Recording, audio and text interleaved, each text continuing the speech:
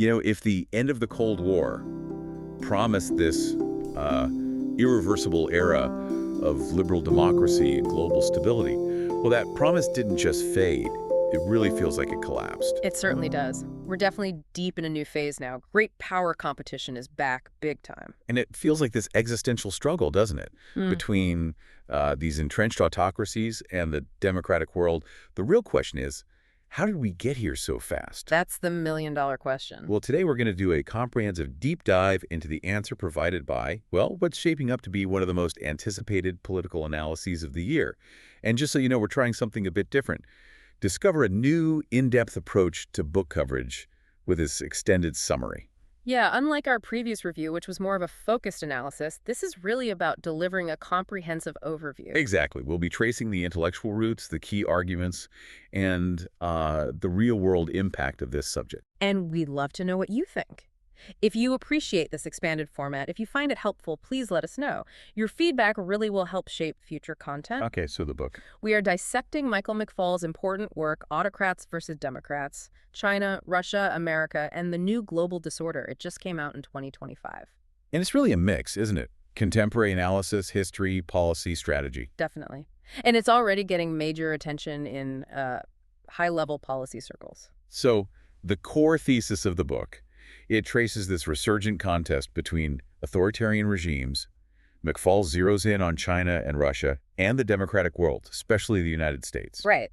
It's a pretty compelling argument that this current global disorder isn't just about, say, economic competition. No, it's deeper. It's about a direct ideological rivalry, one that, frankly, the democratic world seemed to have been wholly unprepared for after 1991. And as we guide you through this really complex analysis, just remember, you are experiencing a unique two-host AI conversation powered by Google's NotebookLM for deeper, more dynamic book summaries. We're here to help you synthesize McFaul's pretty comprehensive review of recent history and his, let's say, pointed policy recommendations. Okay, so McFaul anchors his narrative right back at that pivotal moment, 1991.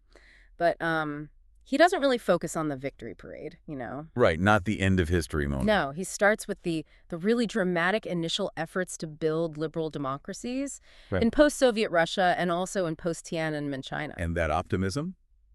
It didn't last long, according to him. Not at all. He argues it dissolved pretty quickly, partly because of a series of, well, critical missteps by the West. So the first big section of the book is dedicated to detailing this history, the U.S.-Russia-China relationship, how the power dynamics shifted. Exactly. And what's interesting, as you said, is he moves past just simple blame. He really tries to highlight specific analytical failures in Washington. Okay. He reviews the diplomatic changes, the alliances that follow the Cold War. He does note that policy responses like those to Russia's seizure of Crimea, they were seen as somewhat successful in establishing unified sanctions. But often too little too late. McFaul argues the real policy failure was deeper, rooted in two main areas: deterrence and, crucially, messaging. okay, let's unpack that critique, because this is where the deep dive really happens, right? The book suggests our democracy promotion efforts. Maybe they were seen through a narrow kind of domestic lens. That seems to be the argument. He details specific failures regarding NATO expansion, which is obviously controversial. And also, critically, the policy responses to U.S. involvement in Iraq and Libya. Yes. McFaul posits that these actions, especially those interventions in Iraq and Libya, were viewed by authoritarian leaders, particularly Putin and Xi, not as, say, humanitarian efforts. But as breaches of sovereignty. Exactly, as undermining the very foundation of the international state system. And this, he argues, gave Putin and Xi the intellectual ammunition they needed. Ammunition to justify rejecting liberal norms later on. Precisely. To frame the U.S. as the primary destabilizing force in the world. Wow, that really reframes the whole post-Cold War narrative. It suggests the very policies may be designed to enforce global norms. Inadvertently created the pretext for autocrats to consolidate their opposition. That's the core of his historical argument in this part, and the book uses these historical turning points to profile the main players, Xi Jinping, Vladimir Putin, various U.S. presidents, through their policy decisions, showing how they reacted to these shifting dynamics. So McFaul's point is that after that initial shock of 91, both Russia and China kind of transitioned from maybe hopeful, if flawed, partners to determined ideological competitors. They realized, he argues, that the West's commitment to democracy promotion was often, well, inconsistent, and easily exploited by their own nationalist rhetoric. Okay, let's pivot then, because part 2 of the book argues this struggle has fundamentally changed its address. It's moved. Moved where? The ideological contest isn't just external anymore, democracies versus autocracies. It's become internalized. The real battle for the future of democracy, McFaul says, is happening within democratic societies themselves. Ah, okay. And what's crucial here is McFaul's synthesis, right? He's linking the external autocratic pressure with internal democratic erosion. Exactly. He's arguing that Moscow and Beijing, they don't necessarily need to defeat America militarily if they can leverage its internal weaknesses. To make it defeat itself. That's the chilling part. And this is where the book gets really immediate, really contemporary. It details specific U.S. internal crises from McFaul's viewpoint. The deepening political polarization. Which feels inescapable sometimes. Right. The 2020 and 2024 presidential election crises, the events of January 6th. But he doesn't just list them like a news report. He analyzes how these crises function as propaganda weapons for autocracies. Precisely. So the rise of nationalist leaders, the legislative battles over, say, electoral legitimacy, things like new voter laws or politicizing election procedures. He showcases these as moments of democratic self-sabotage. Yes, and argues that each instance of democratic dysfunction is immediately amplified by state media in Russia and China, used as proof, basically, of the inherent chaos and failure of open systems. But, does the book risk giving maybe too much credit to Putin and Xi for our internal problems? Does the analysis acknowledge the, inherent structural issues within the U.S. system that were there long before their interference? That's a fair challenge, and McFaul does seem to tackle it. He argues that while those structural issues like social inequality, racial division are absolutely real, the autocracies are expert accelerants. He gives a lot of attention to the role of social media in shaping democratic discourse, how it's become this powerful platform for information warfare, for misinformation campaigns. So it's like a feedback loop. He kind of views the internal conflicts that way, yeah. As a self-reinforcing loop. Domestic chaos undermines the system's reputation globally, which external adversaries then use to accelerate more chaos domestically. The detailed discussion he has on information warfare makes it clear the book is focused on the mechanisms of conflict, not just the symptoms. How misinformation is strategically deployed to foster distrust in institutions. Making rational thought almost impossible sometimes, especially in such a polarized environment. Absolutely. And the need for clear, objective, rational analysis in a world just flooded with partisan information, well, it's never been greater. Which is a good moment to mention. For further insights and rational reflection, do check out Mindful Moments. It's our YouTube channel offering AI book analysis, summaries, and critiques. It really aims to inspire reflection and rational thought.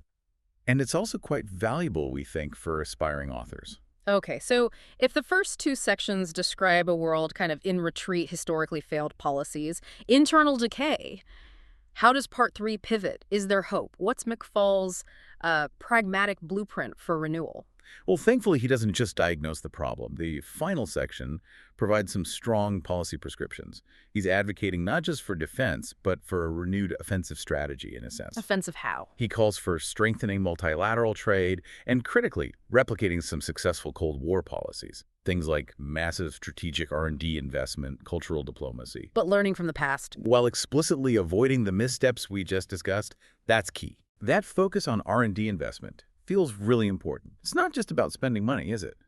McFaul seems to posit that the technological race itself is fundamentally an ideological battlefield. Exactly right.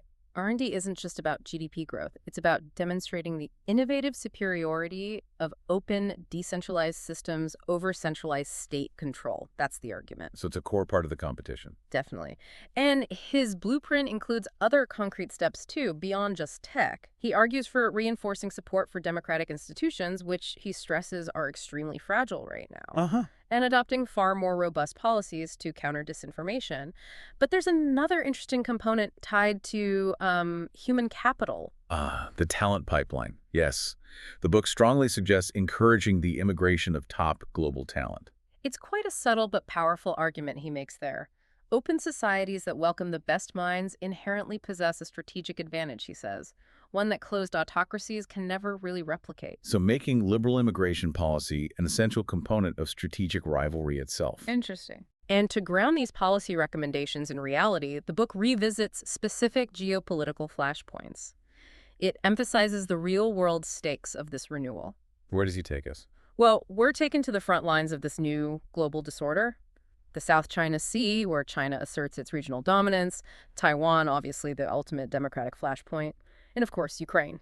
The ongoing military manifestation of Russia's challenge to the post-1991 order. Precisely. So ultimately, the book brings it all back together Yeah. to the central themes. Yes, it returns to that thematic synthesis, the inherent fragility of democracy, the absolute necessity of alliances, and the urgency of strategic U.S. renewal.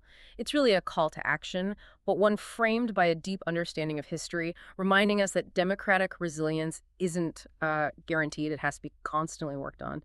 Hashtag outro. You know, what makes McFaul's analysis so essential, I think, for navigating this new era is its structure. It's quite linear, historical, relying heavily on factual recounting and policy documentation. Less opinion, more evidence trail. Right. It forces you, and hopefully policymakers, to trace the precise path from that post-Cold War optimism to the current disorder. It aims to be an authoritative guide, not just another opinion piece. It certainly paints a detailed and maybe sobering picture of a world where democracy is under siege, from within and without. So here's a thought to leave you with, building on the book. Given the intense internal polarization and the escalating external threats, McFaul details from China's ambitions to Russia's actions, which threat does the book ultimately suggest is the most immediate challenge to democratic stability? Does he think the internal divisions make us sort of immune to external pressure, or do they just create the perfect target? Definitely something to mull over. A critical question. If you want to explore this further, click the link on screen for the in-depth book critique. And please subscribe, share, purchase the book via the link if you're interested, and always think rationally. See the many genre-based book features at Mindful Moments. Subscribe and nourish your mind on the go.